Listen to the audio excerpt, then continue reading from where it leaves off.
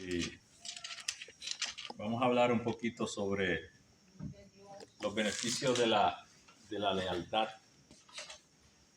De una mujer heroína que habla la Biblia y cómo su lealtad la llevó a formar parte o a ser parte de la descendencia del Mesías. ¿De quién habla? No. Ruth. En la Biblia aparecen dos libros con nombres de mujeres, Ruth y Esther. Los dos nombres. Dos mujeres que Dios usó de una manera extraordinaria. Y cuando comparamos libros, en el libro de Esther no se menciona en ningún momento a Dios. No. Nunca se menciona a Dios. Sin embargo, en el libro de Ruth, desde el principio hasta el final, en los labios de Noemí estaba todo el tiempo Jehová, Dios de los ejércitos, todo el tiempo. Y en esta noche vamos a buscarse en el libro de Ruth, vamos a ver que sea el primer capítulo, y vamos a ver cómo la lealtad de una joven que pertenecía a un pueblo que había sido rechazado por Dios, por cuanto este pueblo no permitió que cuando el pueblo de Israel venía por el desierto, atravesara sus tierras. Moabitas. Sí. Este pueblo se llamaba Moab o los moabitas. Y cuando hablamos de los moabitas, estamos hablando de parientes de los judíos, porque los moabitas eran los hijos de Lot y el pecado que cometieron sus hijas con sus padres, el pecado de incesto. Y de ahí salieron los amonitas y los moabitas, dos hijos varones. Y conforme a las escrituras, esta tierra, Dios dijo que ninguno de los moabitas, hasta 10 generaciones después, podía servir en el tabernáculo. O sea, para ellos eso era tierra prohibida. Ellos no se le permitía. Pero vamos a ver cómo esta joven, perteneciente a este pueblo, a un pueblo idólatra, a unas creencias paganas, cómo se abre paso y cómo alcanza a ser la bisabuela del rey David. Capítulo 1 de Ruth.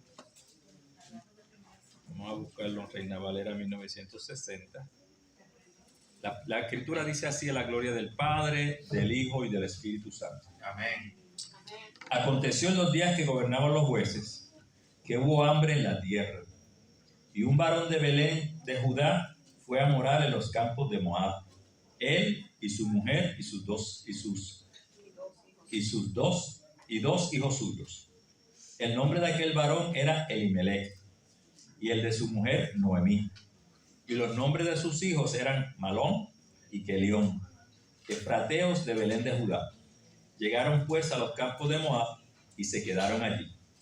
Y murió Elimelech, marido de Noemí, y quedó ella con sus dos hijos, los cuales tomaron para sí mujeres moabitas. El nombre de una era Orfa y el nombre de la otra Ruth, y habitaron allí unos 10 años. Murieron también los dos, Malón y Kelión, quedando así la mujer desamparada de sus dos hijos y de su marido.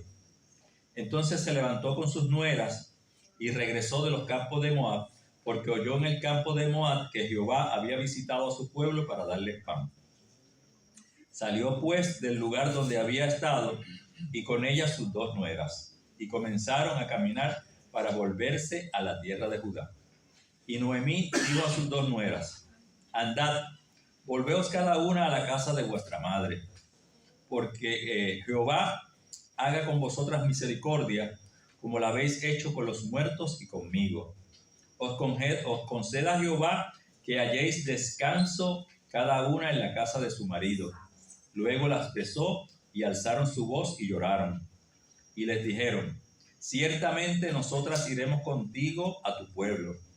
Y Noemí respondió: volveos, hijas mías, ¿para qué habéis de ir conmigo? ¿Tengo yo más hijos en el vientre que puedan ser vuestros maridos? Volveos, hijas mías, e idos, porque ya yo soy vieja para tener marido. Y aunque dijese: esperanza tengo, y esta noche estuviere con marido, y aún diese a luz hijos, ¿habíais vosotras de esperarlos hasta que fueren grandes?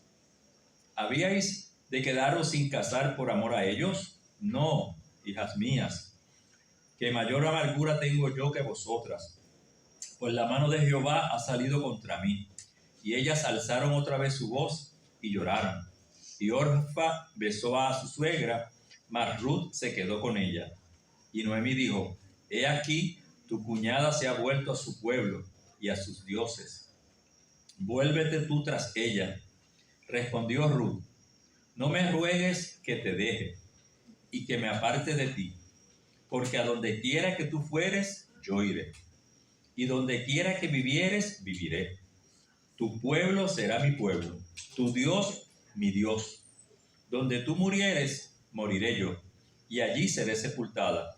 Y así me haga Jehová, y aún me añada, que solo la muerte hará separación entre nosotras dos. Y viendo Noemí que estaba tan resuelta a ir con ella, no dijo más.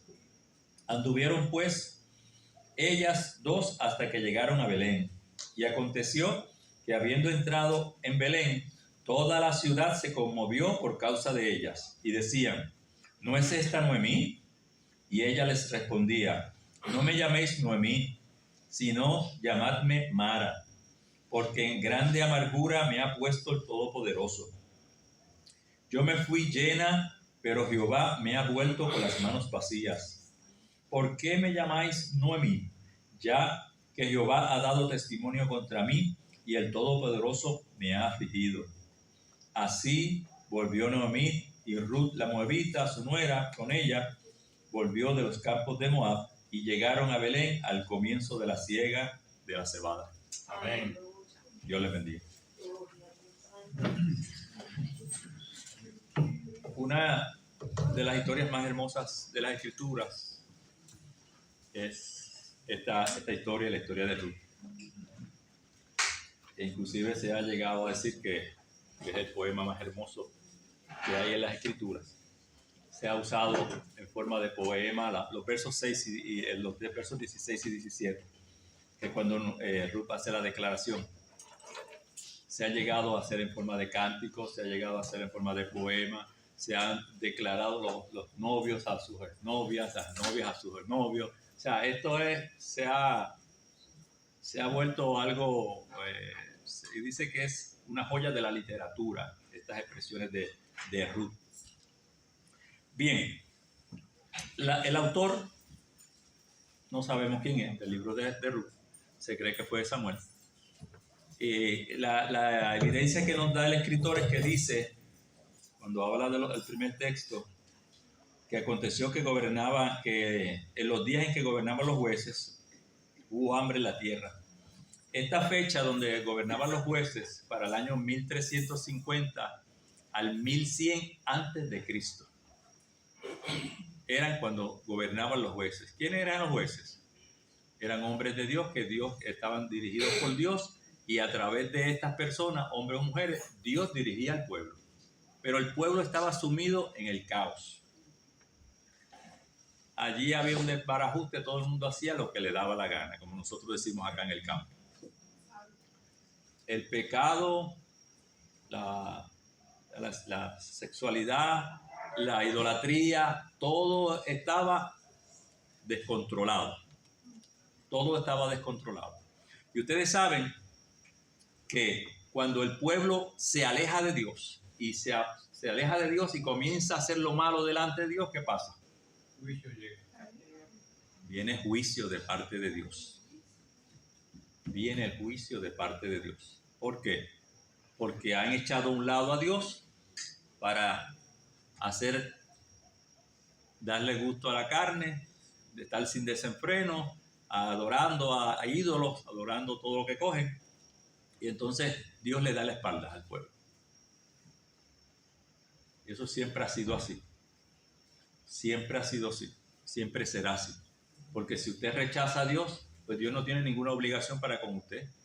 Dios quiere bendecirnos, llenarnos de su presencia, darnos abundancia, darnos paz, darnos tranquilidad, darnos todo lo que necesitamos. Porque por eso, para eso está Él ahí. Clámate a mí y yo responderé. Pero cuando el pueblo le da la espalda a Dios, pues ya Dios no está obligado a hacer el bien con el pueblo. Esta situación pasó en muchas ocasiones dentro del pueblo de Dios, donde el hambre, lo vemos en el tiempo de Abraham, lo vimos en el tiempo de Jacob, que tuvieron que ir a parar a Egipto, porque en Egipto había comida y acá en Jerusalén no había comida. Se vio mucho en el tiempo de Elías. Hay muchos eventos donde se ocurrió esto. Pues tenemos ahora una familia cuyo esposo, padre, se llamaba Elimelech. Elimelech es una palabra compuesta de El y Melech, que significa mi Dios es rey. Eso es lo que significa Elimelech. El Melech, mi Dios es rey.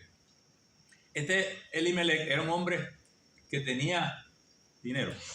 Él no era un pobrecito, pero quizás preocupado por el bienestar de su familia, decide abandonar su tierra, Belén. Belén significa tierra del pan. Decide abandonar su tierra porque había escasez. Tenía 2 hijos, tenía una esposa y 2 hijos. Noemí, su esposa, que su nombre significa placentera, amable, amigable, era una mujer jovial, una mujer alegre. Se distinguía por eso, porque era muy jovial y muy alegre. O sea, ella siempre en su rostro había una sonrisa. ¿Ves? Este matrimonio tenía 2 hijos, Malón y Kelión. Estos 2 hijos aparentemente eran enfermunos, como nosotros decimos. Eran muchachos enfermizos. Malón significa enfermizo, enfermo o enfermizo. Kelión, débil o defectuoso. Ahora, cuando usted busca y analiza y escudriña, va a encontrar que tiene en diferentes escritores, diferentes exégetas, le dieron diferentes nombres, pero esos son los más comunes. Pues Elimelech decide abandonar su tierra, y aparentemente esta decisión no fue sola de él. Se cree que, como sucede hoy en día, que mucha gente se va a los campos de Estados Unidos, ahí se reúnen grupos y salen en cierta fecha y se van para los campos y están 6 meses por allá y luego regresan. Allá en la iglesia de Galilea hay muchachos que todos los años hace eso, que se va para afuera en los campos y está por allá 6 meses y luego regresa. Pues se cree que junto con Elimelech, Noemí y sus hijos, también se fue otro grupo de emigrantes y emigraron a Moab, porque en Moab, las tierras de Moab, llanuras, eran unas llanuras muy buenas, muy fértiles, y había alimento. Levantan sus tiendas, como nosotros decimos, y se van. La distancia no era cerca, eran muchos kilómetros, y el recorrido iba a coger varios días. Pero se van y emigran a Moab. Llegan a Moab, allá las cosas al principio le van de lo más bien, empiezan a trabajar, pero ¿qué pasó? A la vuelta de varios años, muere Elimelech. Muere Elimelech. Ya Noemí se siente ahora la paz y la tranquilidad que fueron a buscar a tierras lejanas, como le pasó a muchos puertorriqueños cuando el huracán, que no había luz aquí, cogieron las maletas y se fueron porque las cosas estaban malas aquí, pero cuando llegaron allá, encontraron que allá había luz y había agua, pero estaban más malas que aquí. Y tuvieron que regresar con su maletita en mano. Porque no debemos movernos nunca para ningún lado si Dios no nos dice, muévete o vete allá. ¿Ves? Nosotros, pensando en nosotros mismos, en nuestro bienestar físico, tomamos decisiones que después esas decisiones nos duelen, nos marcan, sufrimos, ¿yeah? Y hacemos sufrir. A veces hacemos sufrir, eso es así.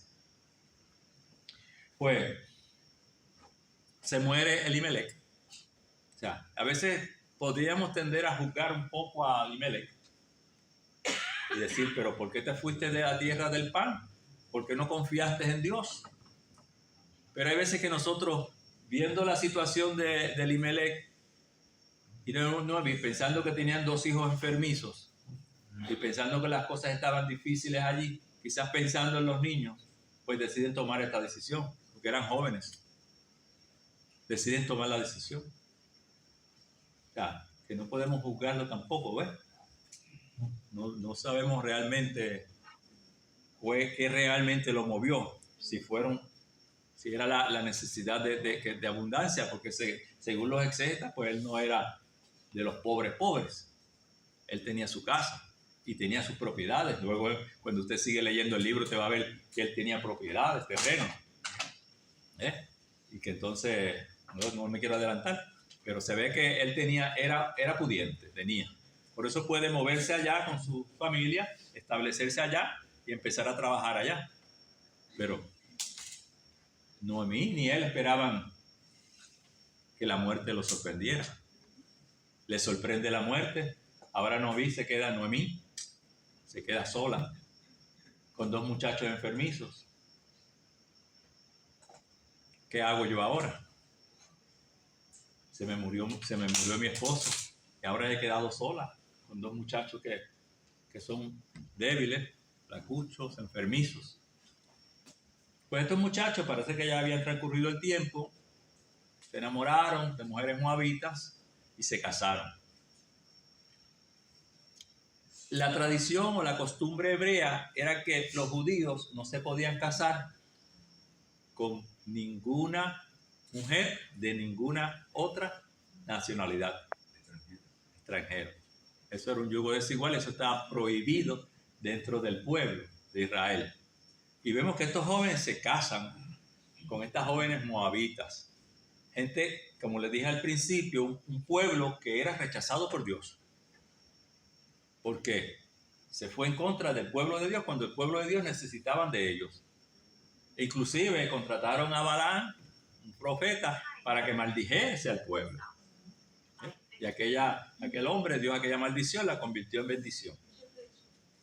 O sea, que por eso era que Dios estaba enojado con ellos y no quería saber cuenta de ellos. Pues estos jóvenes se enamoran de estas muchachas y según la historia se casan. Ahora, rompieron la tradición, rompieron la ley, violaron la ley. Pues a simple vista parece que sí, ¿verdad? Pero los exegetas dicen, y por lo que vemos en esta conversación de Noemí con sus 2 nueras, es que aparentemente estas muchachas habían aceptado al Dios de Israel.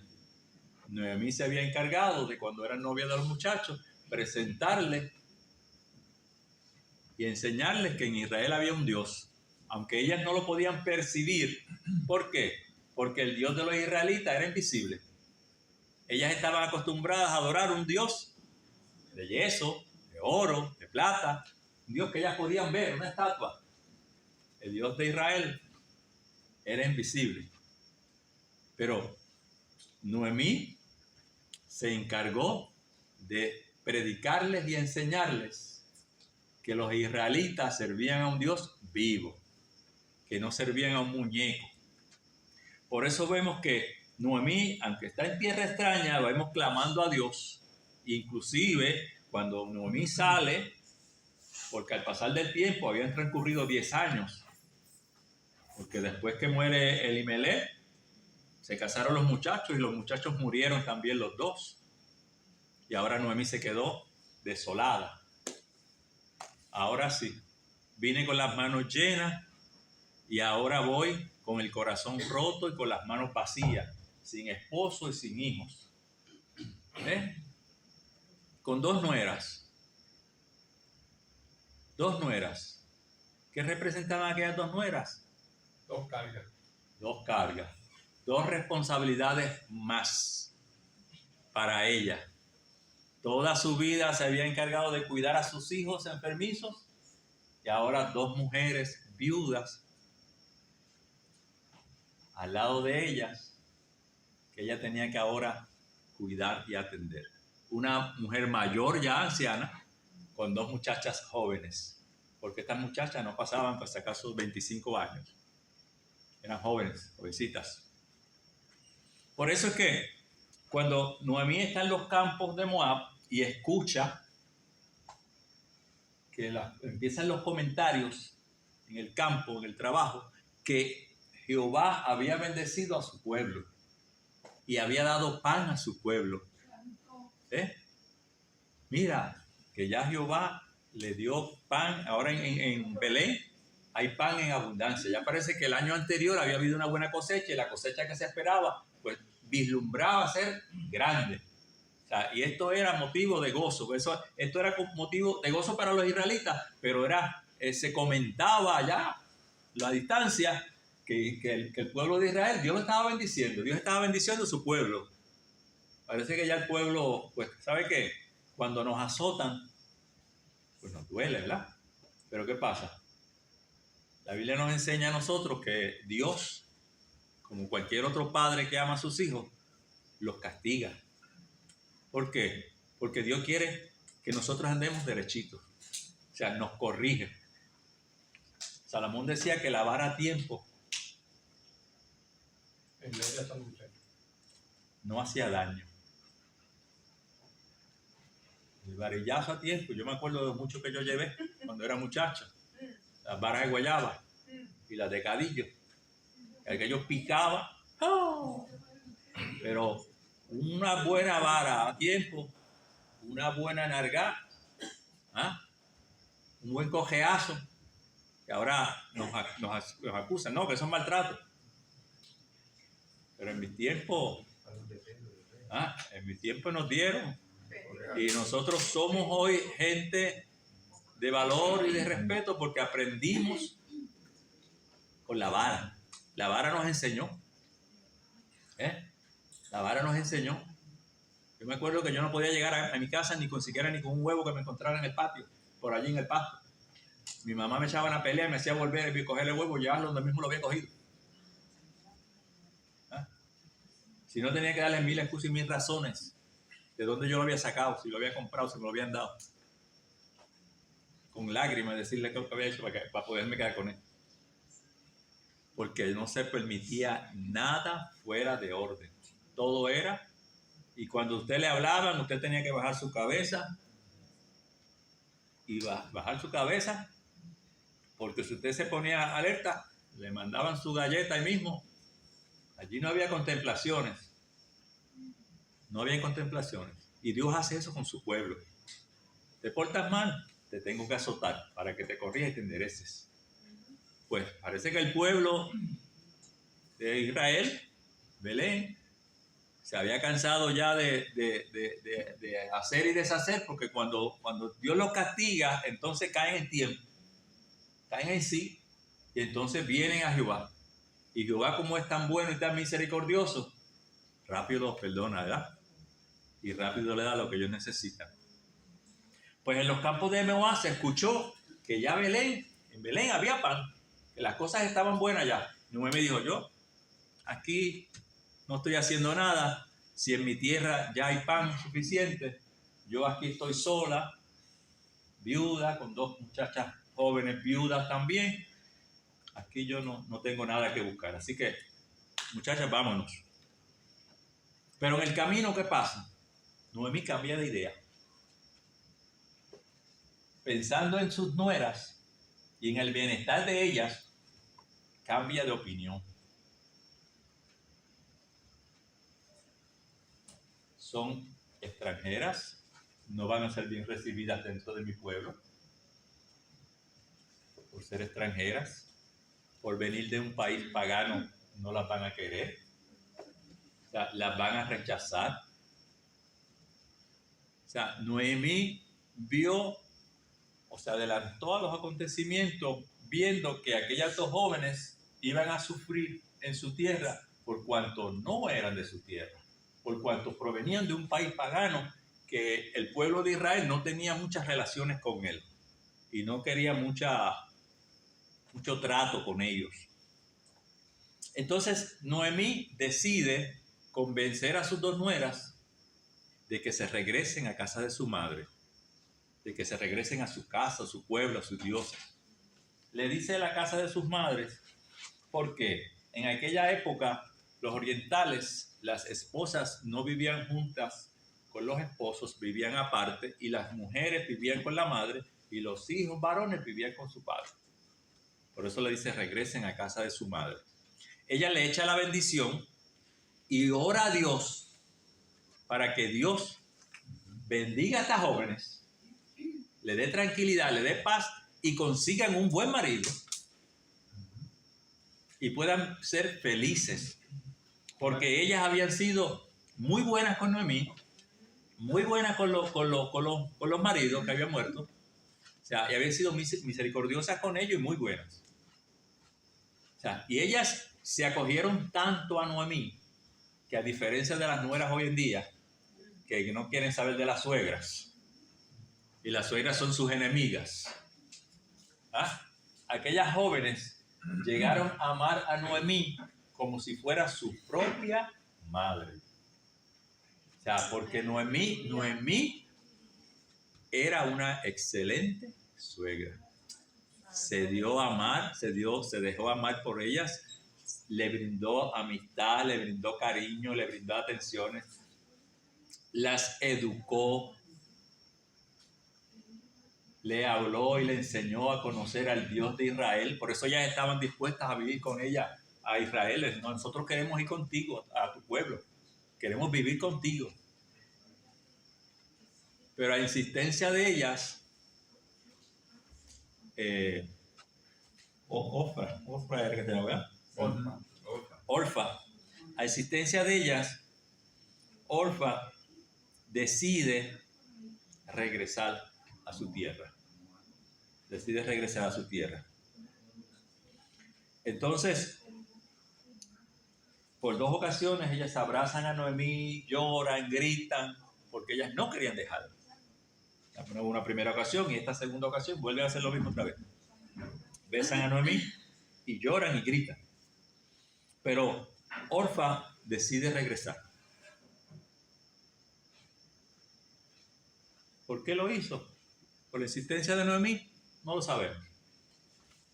El plan de Dios estaba en Ruth, no en Orfa. Bueno, aquí, si Orfa se hubiese decidido a seguir a Noemí, yo sé que Dios lo hubiese bendecido también. ¿Ven? Porque Dios bendice a todo aquel que viene a Él. Que había unos planes porque quizás el corazón de Ruth se había apegado más a Noemí y amaba más a Noemí, era más sincera, el amor era más fuerte, porque ustedes saben que es así. Hay unos amores más fuertes que otros, y se supone que Noemí Ruth era la esposa de Malón y Orfa era de Kelión. Se supone que se casó primero Kelión y después se casó Malón. Entonces, vemos por la declaración que hace Ruth en esos versos 16 y 17, pues vemos que el amor fue tan y tan grande de Ruth para Noemí que ella estaba dispuesta a todo por estar al lado de su suegra. De hecho, Ruth es un tipo del creyente. Es un tipo del creyente. Porque si usted no ha leído, no ha interpretado, no ha asimilado y ha digerido esos versos 16 y 17, donde ella hace esa declaración tan hermosa, dejándolo todo, dejando a su familia, a su pueblo, a sus dioses, a sus creencias, ella lo deja todo por seguir a ¿quién? A su suegra. A su suegra. O sea, a ella no le importó. Cuando Noemí insiste, cuando Noemí le dice el verso 8, Noemí dijo a sus dos nueras: andad, volveos cada una a la casa de su madre. Haga Jehová haga con vosotras misericordia como habéis hecho con los muertos y conmigo. Os conceda Jehová que halléis descanso, cada una en casa de su marido. Ellas no se habían casado. Era esperanza de conseguir. Ella, Noemí, le está diciendo que Jehová las bendiga, las prospere, consigan un buen hombre y se casen y sean felices y tengan un buen matrimonio y sean felices en su casa, dentro de su pueblo. Es la bendición que le echa a Noemí. Ya Noemí estaba declarándole que se iban a volver a casar, que iban a tener nuevamente maridos y que iban a ser felices.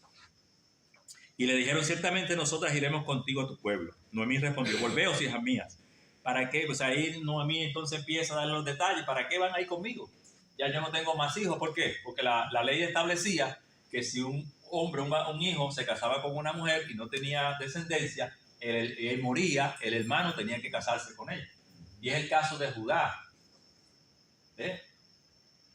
Tamar se casó con uno de los hijos de Judá, murió. El segundo hermano se casó con Tamar, murió, y había uno pequeño. Entonces, Judá tenía que esperar a que ese creciera y se lo diera a Tamar como esposo para que le diera descendencia ¿a cuál? Al primer hijo, porque era el heredero, el primogénito. Y no sé si saben la historia, pero saben que Judá se hizo el loco, se olvidó de Tamar. Y entonces Tamar averiguó que Judá iba a trasquilar a sus ovejas, iba a pasar por allí donde ella estaba, ella se había ido a casa de su madre, se quitó la ropa de viuda, se vistió como una prostituta y se paró en el camino y sedujo a Judá. Cayó el nene en la rampa. Y de esa relación hubieron 2 gemelos. Pues esa era la ley. Esa era la ley. Y había que obedecer la ley. Entonces Noemí le dice, pero ya yo soy una anciana, yo no, aunque tuviera esperanza de casarme ya y tener esperanza de tener hijos, ¿esperarían ustedes a que esos muchachos fueran grandes para que se casaran con ustedes? No, ya serían unas ancianas y el muchacho jovencito. Así que váyanse, hagan su vida nuevamente, no sigan conmigo. Pero ahí vemos que entonces Orfa se decide a irse, pero Ruth sigue. Y entonces cuando le dice, ellas alzaron otra vez su voz y lloraron. Y Orfa besó a su suegra, mas Ruth se quedó con ella. Y Noemí dijo, he aquí tu cuñada ha vuelto a su pueblo y a sus dioses, vuélvete tras ella. Respondió Ruth, no me ruegues que te deje. O sea, no insistas. Por más que insistas, no te voy a dejar. Yo voy contigo. Y no es más que insista que te deje ni que me aparte de ti, no me voy a ir a tu lado. Porque a donde quiera que fueres, donde tú fueres, iré yo. O sea, yo, donde quiera que tú te pares. Fue como el caso de Eliseo y Elías, ¿verdad? Y Elías, similar. Sí, similar. Y donde quiera que vivieres, viviré. Tu pueblo será mi pueblo. O sea, que ya está rechazando sus raíces y aceptando las raíces hebreas. Sí. Tu pueblo será mi pueblo. Y tu Dios será mi Dios. Y tu Dios, mi Dios. O sea, que tu pueblo va a ser mi pueblo y el Dios a que tú sirves, a ese Dios yo también voy a servir. Ese Dios tuyo va a ser mío también. Yo voy a adoptar el Dios tuyo. Sí. O sea, ¿qué está haciendo aquí? Está rechazando su personalidad, su nacionalidad, su forma de ser, su forma de vestir. ¿Por qué? Ahora se tenía que convertir en una judía. Ahora ella iba a ser una judía. Iba a ser una moabita y ahora iba a vestir diferente porque ahora iba a pertenecer a un pueblo diferente. Ahora ella iba a servir a un Dios que para ella era raro porque era invisible, porque a ella desde que nació le enseñaron a servir a un Dios de estatuas, figuras, y ahora iba a hablar y a servir a un Dios que no podía ver, pero sí podía sentir. Donde tú murieres, moriré yo, y allí seré sepultada, y así me haga Jehová, y aún me añada, que solo la muerte hará separación entre nosotras dos. O sea, por más que me diga, por más que insistas, no me voy a ir atrás. Voy a seguir el camino que tú conoces de toda la vida. Creyentes, vivimos allá en el Moab, ¿verdad? En el mundo de pecado, la abundancia, en todas las pocas vergüenzas, como decía ahorita, que buscando gozo, buscando paz, que era lo que yo hacía. A los 15 años empecé a tomar bebidas alcohólicas buscando gozo, buscando paz, porque yo decía que la vida no servía. Cuando vengo al Evangelio, 17 años, 2 años después, lo primero que Dios hace en mi vida es darme gozo. Yo sentí el gozo de la salvación. Y yo sentí que la vida era diferente. Que ya yo no tenía que ir a la tienda de la esquina a comprar bebidas para tomar una nota, coger una nota y brincar y saltar, porque ya la nota yo la tenía natural y Dios me la había dado y era permanente. Y el sentir la presencia de Dios en el ser, en nuestro ser, nos transforma y nos cambia, porque es algo que usted ni yo podemos explicar de lo maravilloso y hermoso que es sentir la presencia de Dios en nuestras vidas. El gozo, la paz, la felicidad. Yo sentía que yo flotaba en mi cama. Yo me sentía flotando en mi cama cuando la presencia de Dios vino a mi vida aquella madrugada. Y yo sentía el deseo de gritar y adorar a Dios. Y no veía la hora que amanecía para yo coger para la iglesia. Porque ya yo sentía eso. Ruth quería experimentar y conocer al Dios de Noemí. Como el caso de Job, de oídas te había oído. Pero ahora mis ojos te ven. ¿Ah? Esa experiencia personal con Dios. Sí, Señor. Llegan a Belén. Y eso fue de conmoción para la aldea. Después de 10 años, ven a aquella mujer cargada, triste, acongojada, 10 años más vieja, sin paz, sin tranquilidad, desmoralizada. ¿Por qué? Ella se fue llena de esperanza, llena de gozo. Y ahora viene, dice ella que viene ¿qué? Vacía. Con las manos vacías. Se fue con las manos llenas a una tierra extranjera a buscar bienestar físico. Hizo como el hijo pródigo.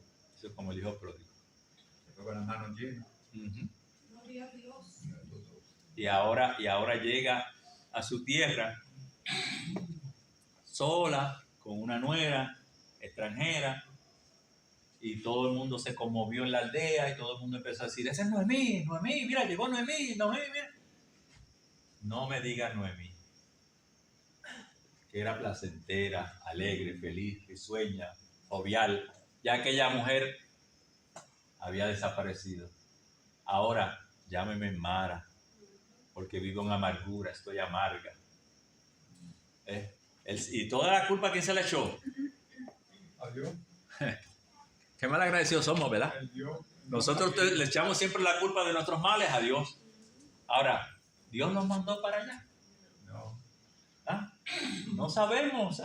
Si Dios lo hubiese mandado, entendemos que tenían que venir llenos.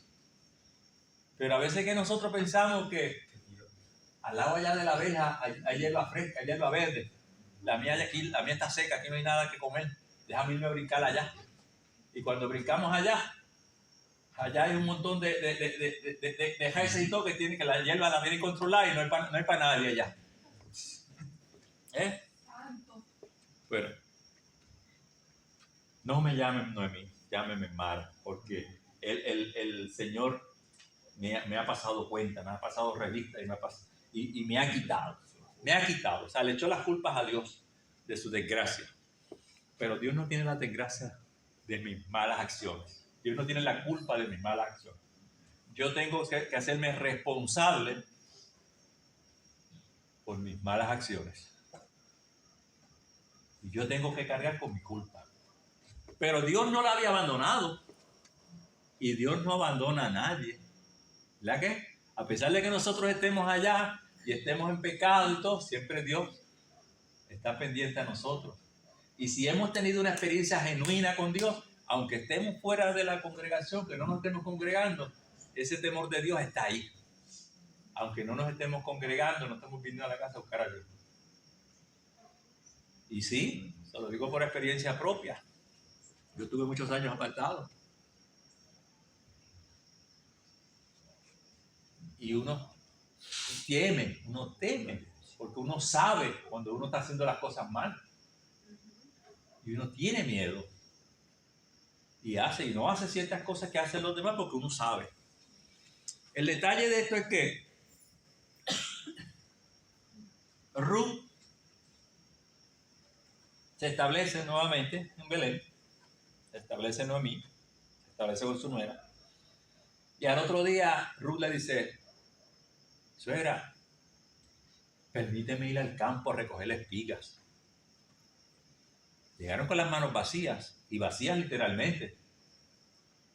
Porque quizás lo que traían de Moab se lo comieron en el camino, porque la trayectoria era lejos. Si usted busca en el mapa, va a ver a Belén, Jerusalén, Belén, y va a ver a Moab en el otro lado allá, después del Mar Muerto, al otro lado. Eran kilómetros y kilómetros de distancia. Allí no habían aviones, ni habían carros. ¿Qué había allí? Chinguín, chinguín. La patita para que te quiero. 2 mujeres solas. Pero quizás vinieron otros, como se cree que fueron un bonche para allá. Quizás también regresaron otros juntos con ella. Pero como quien era bien reconocida en la ciudad, en la aldea, era Noemí, pues Noemí es la que llama la atención cuando regresan. Porque quizás los demás eran más pobres, no eran bien reconocidos, pero Noemí era reconocida junto con su esposo. Pues entonces, al otro día se establece Ruth. Miren la obediencia. Le pide permiso a su suegra. Ella no le dice: voy para el campo. No. Dame permiso para ir a trillar en el campo. ¿Qué era ir a trillar?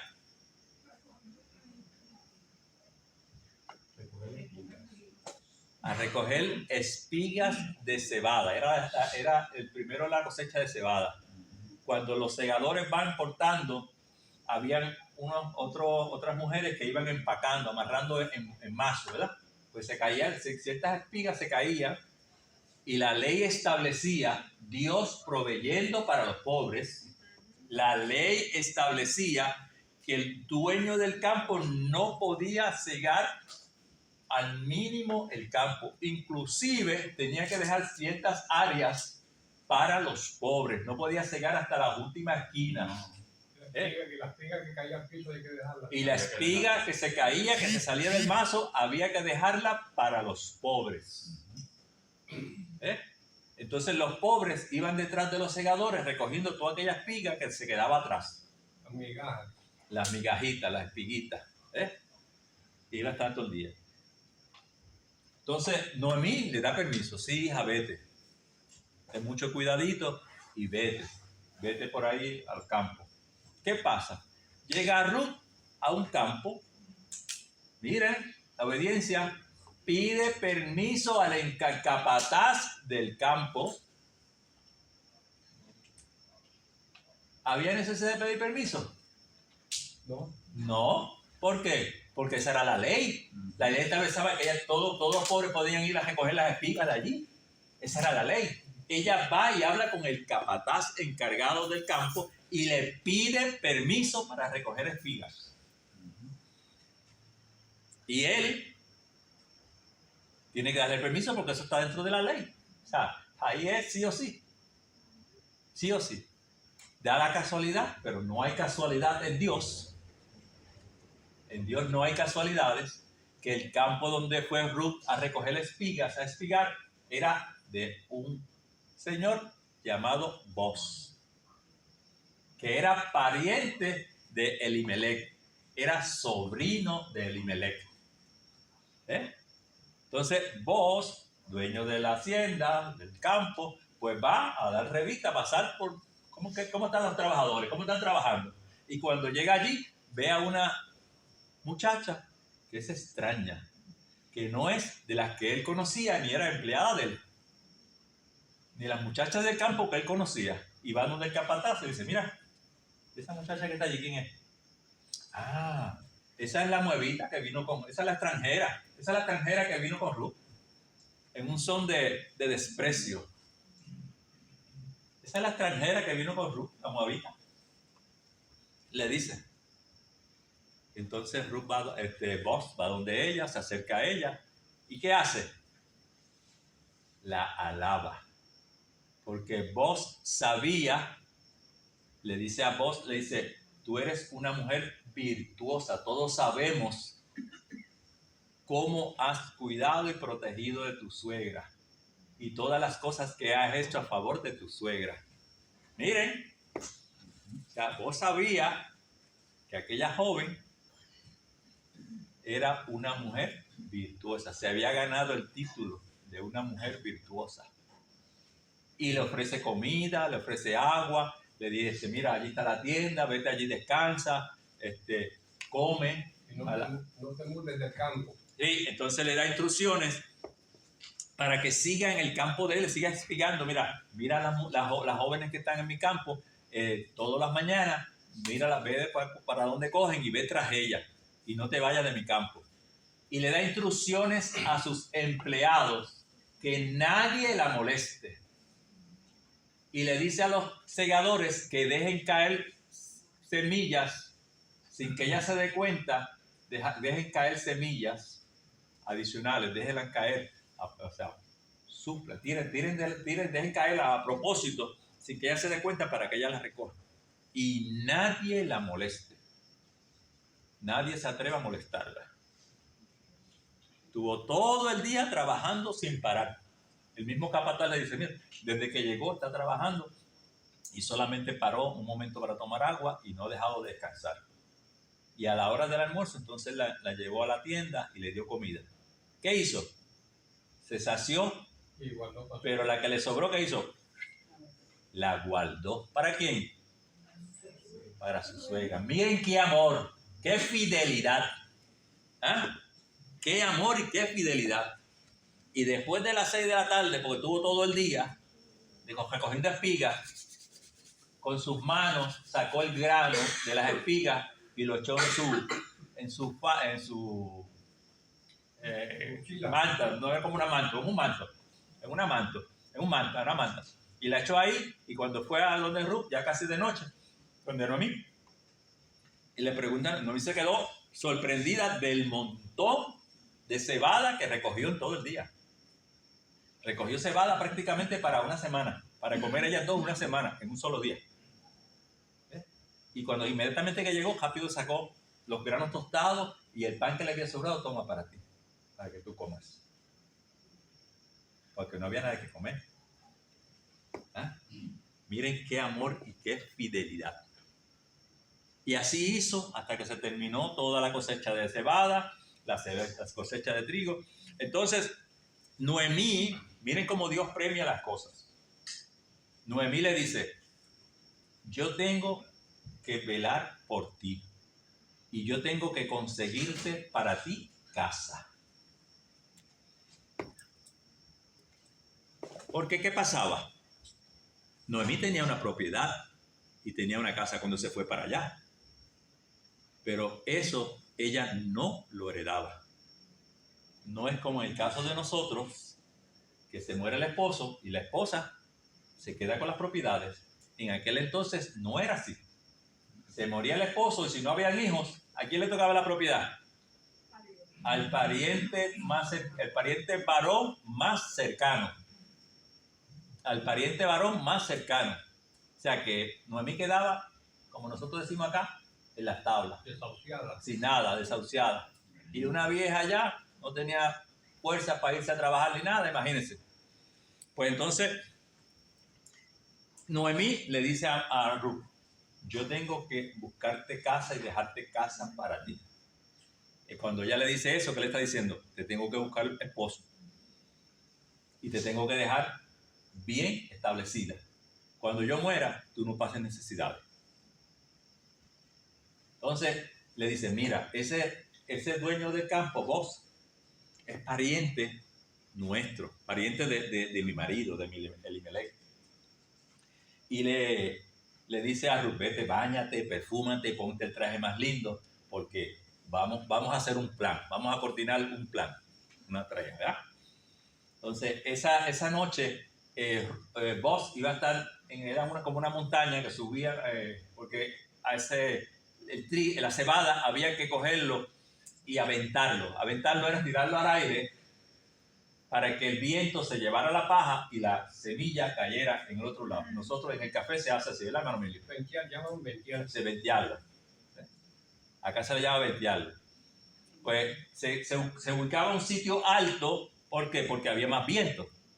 Entonces ahí se tenía todo el grano, o sea, se almacenaba todo el grano, se estrujaba, como decía uno, como se acuerdan los apóstoles cuando iban por el campo, que recogieron las espigas y empezaron a frotarlas las manos para sacarle la cáscara y comérsela, y los fariseos excusaron a los Jesús que los discípulos estaban haciendo en el día de Sabbat, no en el sábado no existía, en el Sabbat, el día de descanso, algo que no era lícito. Entonces, y que estaban violando la ley. Pues en el caso de Boz, se iba a buscar un lugar alto, ahí se aventaba toda la cebada para que el viento se llevara la cáscara y la semilla caía allí. Y después, pues, después de estar trabajando, pues, se acostaban a dormir, comían y bebían. Se supone que en esa área, en esa actividad, no podían haber mujeres. Estaba prohibida la presencia de mujeres en esa zona. Pero dentro de la costumbre, principalmente todavía los árabes lo hacen, que cuando un varón pretende a una joven, ¿qué hace? Le tira su manto encima. Pues Noemí le dice a Ruth, vete, báñate, perfúmate, ponte el traje más lindo, porque te vas a ir allá a la montaña donde está Boz, y tú te vas a esconder, que nadie te vea. Que nadie te vea. Tú te vas a esconder, y cuando él haya comido, haya bebido y se acuesta a dormir, tú te vas a ir y te vas a acostar, vas a levantar, a desarropar sus pies y te vas a acostar en sus pies. Eso era símbolo de cobertura y de protección. Cuando el hombre hacía eso con la mujer, la arropaba con su frisa, pero ella se tenía que acostar a los pies. Y la arropaba con su frisa, dándole protección y dándole seguridad y bienestar. Cuando vos a medianoche se despierta, imagínense que usted esté durmiendo y a medianoche encuentra a alguien en los pies suyos. El susto que te pasa, ¿verdad? Cuando vos se despierta a medianoche, encuentra que hay alguien en los pies. ¿Y quién que tú eres? Yo soy tu sierva Ruth. Mi señor tire, y le dice a Ruth que él le tire su cobertura sobre ella. ¿Qué le está diciendo? Se comprometa. Que él la redima, esa era la palabra, él se iba a convertir en un redentor. Sí. Él la iba a redimir, pero él la iba a ¿qué? A ser su esposa. Porque Noemí creía que él era el pariente más cercano que quedaba. Pero había un hermano de Elimelech. Entonces cuando ella le dice, pues entonces le dice, no, pero hay un pariente más cercano. Hay un pariente más cercano. Si por mí fuera, me casaría contigo ahora mismo. ¿Por qué? Ruth podía tener 25 años. ¿Sabes cuánto tenía vos? 80 años. ¿Ah? Un hombre de 80 años con una nena de 25. ¿Ah? Por eso hay ¿Quién no se casa? Pero en aquel tiempo 80 eran como... Sí, pero bueno, sí. Por eso es que él le dice vos le dice a Ruth, por eso es que vos le dice a Ruth que en estos postreros momentos ella hace algo más grande que lo que había hecho, todo eso grande que había hecho al principio, que la consideraba una mujer virtuosa. ¿Por qué? Porque ahora, en vez de ir a buscar un hombre joven, fuera rico, fuera pobre, pero que fuera joven, más joven de esa edad, ella viene donde él. Pero, ¿quién maquinó todo esto? Noemí. Cerebro. ¿Ah? Había un cerebro maestro detrás de todo esto, ¿eh? Noemí maquina todo esto. Pero ella estaba dentro de la ley. Ella estaba dentro de la ley. Ella no estaba violando la ley. Ella estaba dentro de la ley. Estaba haciendo las cosas conforme establecía la ley. Pues entonces vos le dice a Ruth, ahora en este momento lo que estás haciendo es mucho mayor que lo que habías hecho anteriormente. ¿Por qué? Porque en vez de ir a buscarte, pues, dejarte llevar, de ir a buscar a un hombre joven, aunque sea pobre, que sea rico o pobre, pero un hombre joven, viene, o sea, en otra, te estás sometiendo a la voluntad de tu suegra, te estás sometiendo a lo que la ley establece. Nunca se fue por encima de lo establecido y nunca hizo nada que no fuera con autorización y permiso.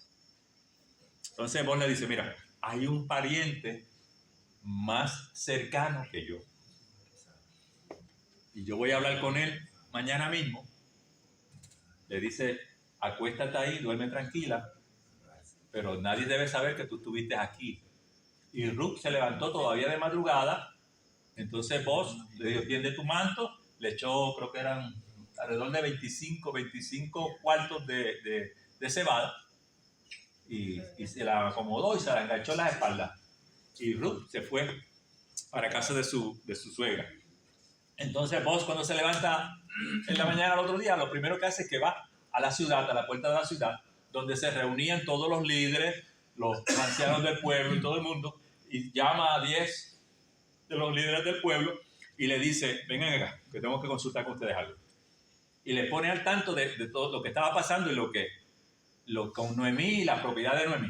Él dijo, mira, Noemí tiene en venta la propiedad. Realmente ya no la tenía en venta. Era que automáticamente ya la perdía. No era que la podía vender. Cuando usted vende algo, usted le van a dar dinero a cambio. Allí no. Ella, por ley, perdía todo lo que tenía. Entonces, el pariente más cercano tenía la obligación de comprarla. Ahora, si el pariente más cercano no la compraba, el que le seguía, pues tenía el derecho. Y entonces vos habla con los líderes del pueblo, cuando en eso pasa el que era hermano de Elimelech, y le dice, mira, fulano, ven acá.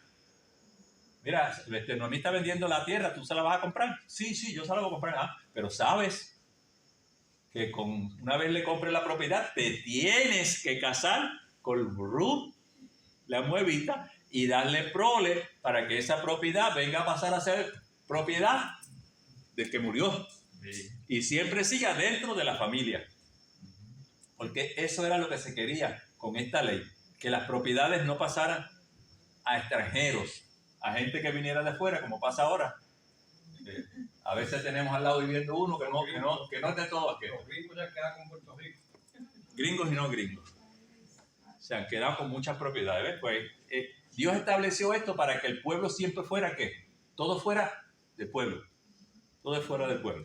Pues cuando el hombre, vos le dice, te tienes que casar con Ruth y darle prole, digo, ven acá, ¿no? No, ese negocio no me conviene. Voy a perder lo que tengo ahora mismo por eso, porque entonces quizás me caso con ella, ella tiene un hijo, entonces la parte de lo que yo tengo se lo tengo que dar también al otro muchacho. No me conviene, no me conviene redimir. Pues si tú no lo haces, yo lo voy a redimir. Pues sí, redímela tú. ¿Qué hizo? Se quitó el zapato, la chancla y se la dio. En señal de que él renunciaba, delante del pueblo, de los líderes del pueblo, de que él renunciaba a su derecho de adquirir la propiedad y le daba el derecho a vos. Ya eso era como si fuera un contrato allí. Y el vos le dice, ¿ustedes están de testigo? Sí, nosotros estamos de testigo que él renunció a la propiedad y que la propiedad ahora va a ser tuya. ¿Qué haces vos? ¿Ah? Feliz de la vida. Rápido fue a buscar a Ruth y se la llevó a su casa. Y rápido Dios intervino y tienen un hijo varón, Obed, padre de Elí, padre del rey David. Isaí. Isaí. O sea, y cuando ahí empezó otra fiesta, porque entonces ahora todas las mujeres del pueblo empezaron a agasajar a Noemí y a decirle a Noemí: Dios te ha bendecido, Dios te ha hecho en tu vejez, te ha dado un hijo. Y Noemí coge al muchacho, su nieto. O sea, era nieto y no era nieto, porque ella no era, pero ella, para que ustedes vean cómo Dios, es que Dios es tremendo. El Dios que nosotros servimos es tremendo y maravilloso. De esa joven de allá, moabita, viene acá a Israel, Dios la bendice, Dios la prospera. De una pobre se convierte ahora en ¿qué? Rica. De moverse de Moab a Belén por su fidelidad, su amor hacia su suegra, hacia las costumbres de su suegra, porque entonces ella se convirtió en una judía, y ahora se convierte en la bisabuela del rey David. Entonces ahora Noemí, cuando el nene nace, de hecho quien le pone el nombre Obed son las mujeres de la ciudad. Obed significa dedicado, consagrado. Entonces Noemí coge al bebé y ella es que cría al bebé. Ella lo cría, o sea, ella lo ahijó, como uno dice acá, y ella se convirtió en su aya. Ella fue la responsable de cuidar y criar al bebé. Así que vemos cómo Dios premia y cómo Dios no hace acepción de personas.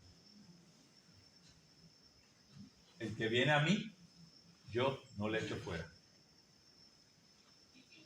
No importa de dónde sea, de dónde venga, cómo venga, Dios va a recibir a todo aquel, como decía el salmista, que tú no despreciarás tu, oh Dios, un corazón contrito y humillado.